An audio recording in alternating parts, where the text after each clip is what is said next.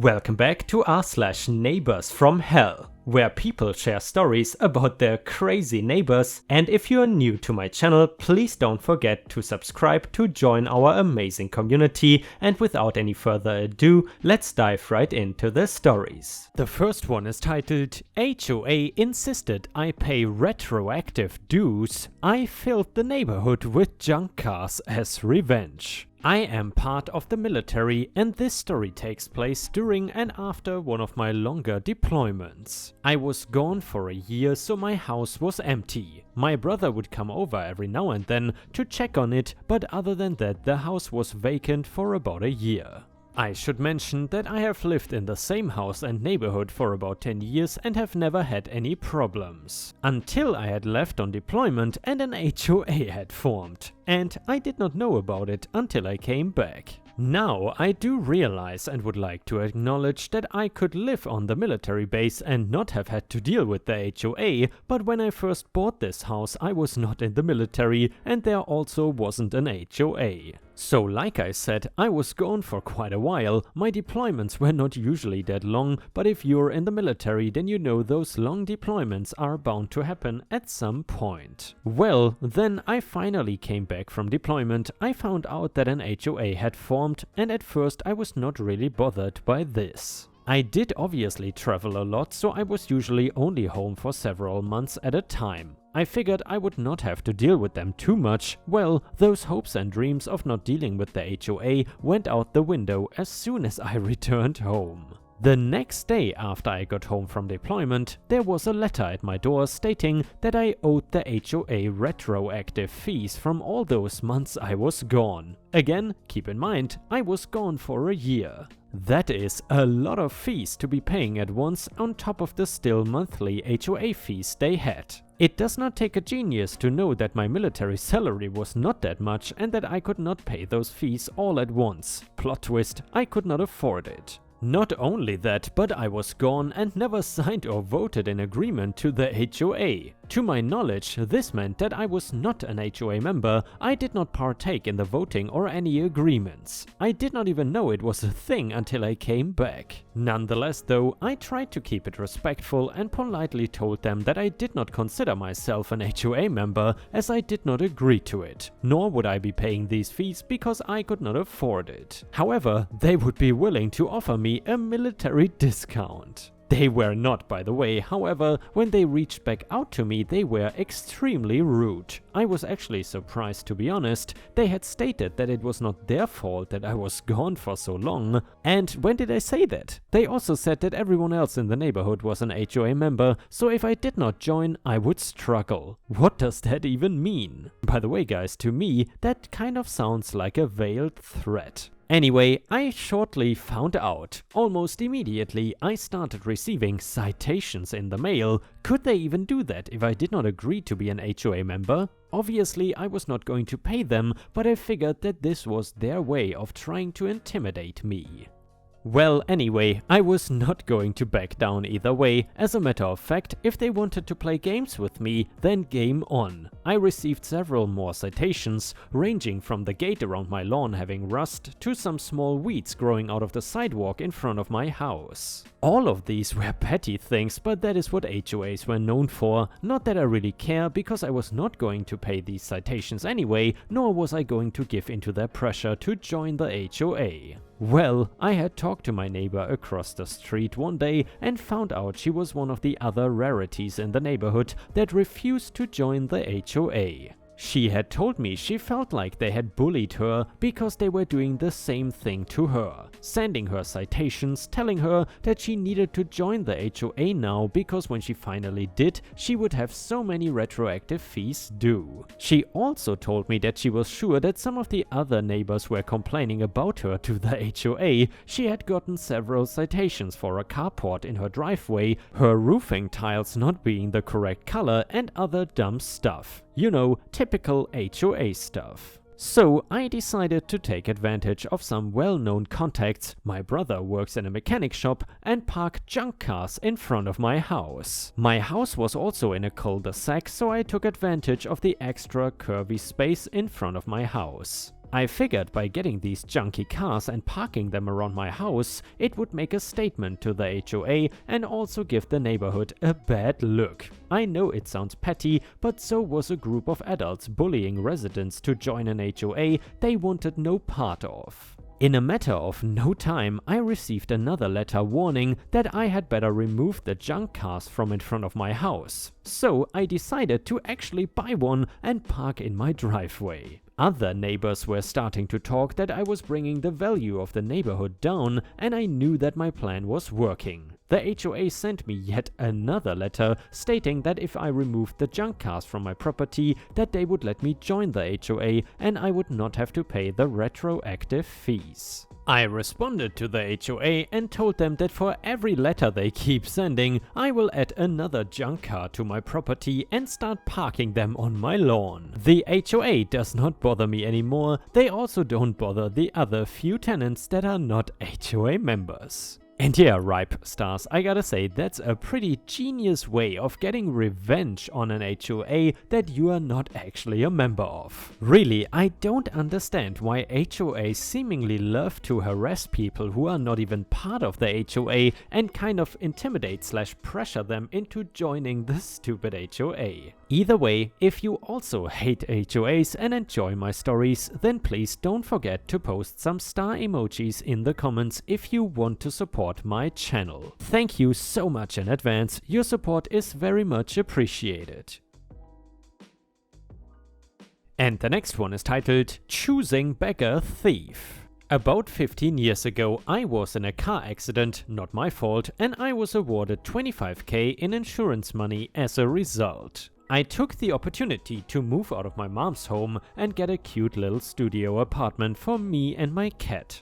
The people on either side of the courtyard were very nice and I made friends fairly quickly with all of the neighbors despite being so much younger than all of them. After living there for around a year, I met a girl my age and we became, I thought, good friends. She had marriage problems and was separated from her husband, and the 2 children she had were in foster care for reasons she would not tell anyone. She begged me to help her get her kids back from CPS, so I got a list of guidelines from the local office, and together, Beggar and I started planning to try to get her children back. I bought her children furnishings and helped her get a job. I even used some of my insurance money to help her get a used car so that she had transportation for her and her kids. And also, she did get her kids back. They had a small 2-bedroom apartment, she slept on the couch and her children each had their own bedrooms. The girl's room was decked out in Dora the Explorer furnishings that I had bought for her,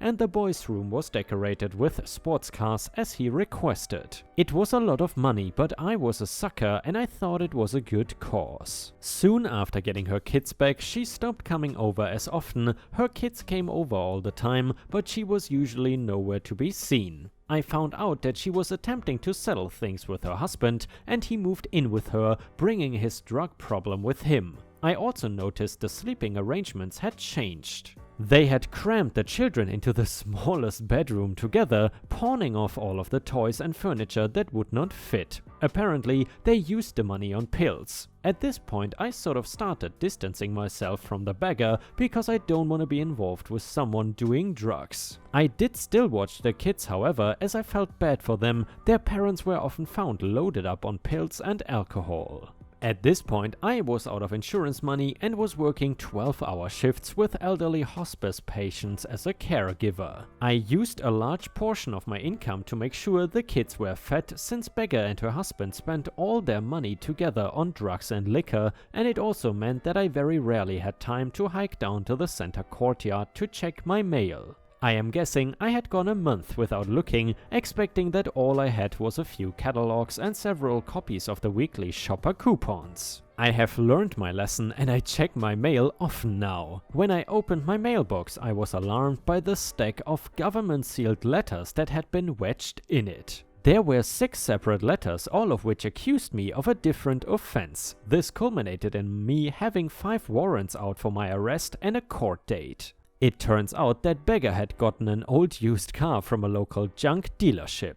The car had, if I can remember the list, no tags, an expired license plate and a missing taillight, so of course it was pulled over. Beggar being on a probational period with CPS, meaning if she stepped out of the line, they would take her kids away again, panicked and decided that she would lie about her identity. So she said she was me and she was driving without a license and insurance because she had forgotten her purse. The first thing I did was go to her and ask what this was, as I recognized the model of car as the one she was so proud to have gotten. After having pawned the car I helped her get a year prior. I did not even know you could pawn a car, by the way. She smiled at me and simply said, "You don't have a criminal record, so they won't punish you like they would me. You don't want me to lose my kids again, do you?" I'm not sure what she expected, but I was beyond caring at that point. I was pissed. The first thing I did was cancel my work for the next few days, and I set about making appointments with a lawyer and the police officer that took Beggar's word that she was me simply because she knew my name and address. The next day I was at the police department where I watched a video of the interaction between the cop and the beggar.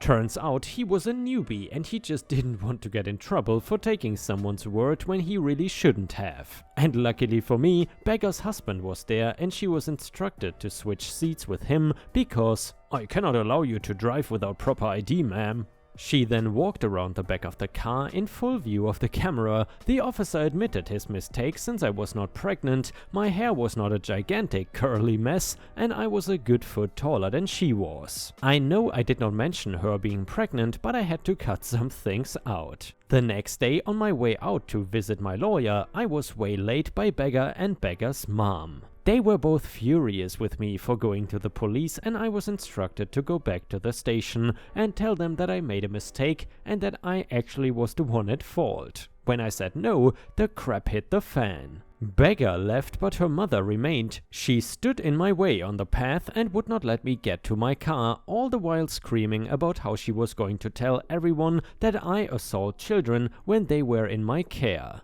I was young and that did scare me a little because I did not want to be placed on a list for something I would never ever do. Still though, I recognized that she was screaming these threats in full view of many of the neighbors in my courtyard, many of whom had stepped outside to see what all the fuss was about. The police were called and she was given a warning. I was asked if I wanted to get a restraining order, but for some reason I said no. Over the next few days CPS approached me and I told them everything. All the while feeling like I should have come forward sooner, the children were again taken into foster care. And that is where all of this should have ended, with me learning a valuable lesson. But nope. In the weeks that followed, Beggar gave my phone number to everybody under the sun. I was called for drugs, sexual favors and even for loans. One of my car's windows was smashed in with a brick and there was shoe polish writing the words "lying a-hole" on the back of the car. At one point people started coming and banging on the door of my apartment in the middle of the night and they shattered my front window and broke my bird feeder.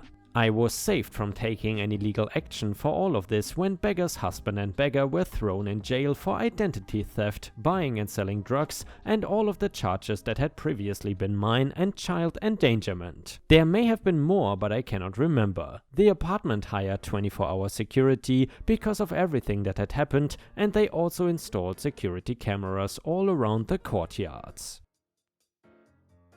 The next one is titled Landlord Issues. I'm a landlord, and having lived paycheck to paycheck and working 2 jobs most of my 20s and 30s, I finally saved up enough to invest in some real estate, flipped a couple of properties and turned my second job into working for myself, and now at 50 I own a few rental units but still work a full-time job. I get the working class and what it is like struggling to have a place to live, truck to drive and food to eat. My mother was single and raised me and my brother, and she struggled too. So as a landlord, I tend to be soft on people that were just like me at one time. I rented an apartment to a single mother, SM, and at first it was a couple, but the husband left for whatever reason and it was just her and the baby. She could not pay rent on time because she only got paid once a month, so I gave a little grace and changed the due date to the 7th and never charged her a late fee as long as she paid by the 15th. She could barely afford food and utilities, so I put ceiling fans in the unit to help keep it cool,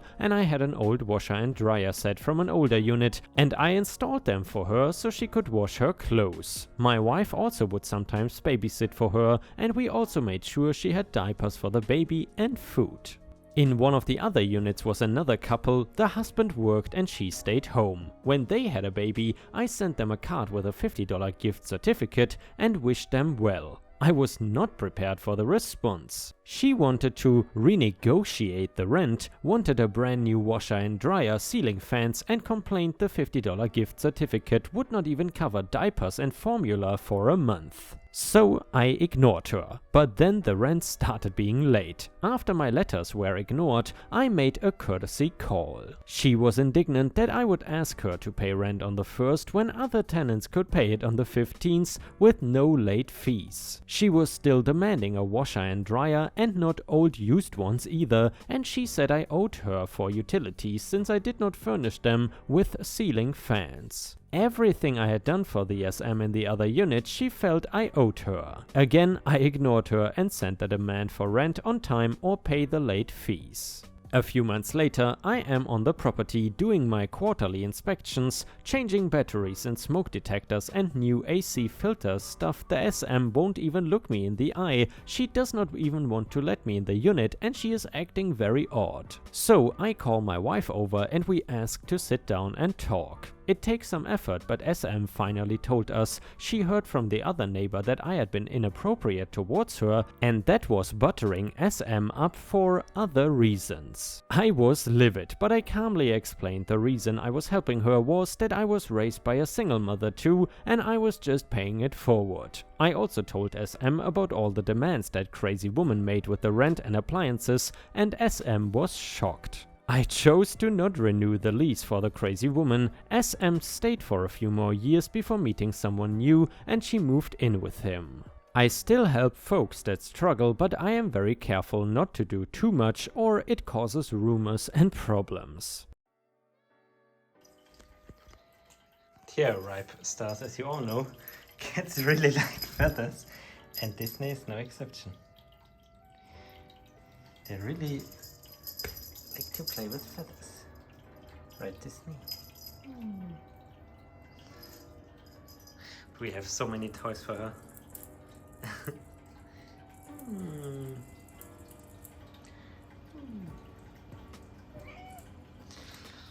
We also have these balls.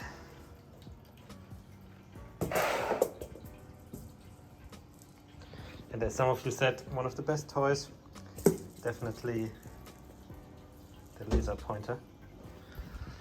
But yeah, Disney basically just woke up, so that sounds like F off and leave me alone. Because she just woke up, so I think she's still a little bit tired, right, Disney? Oh.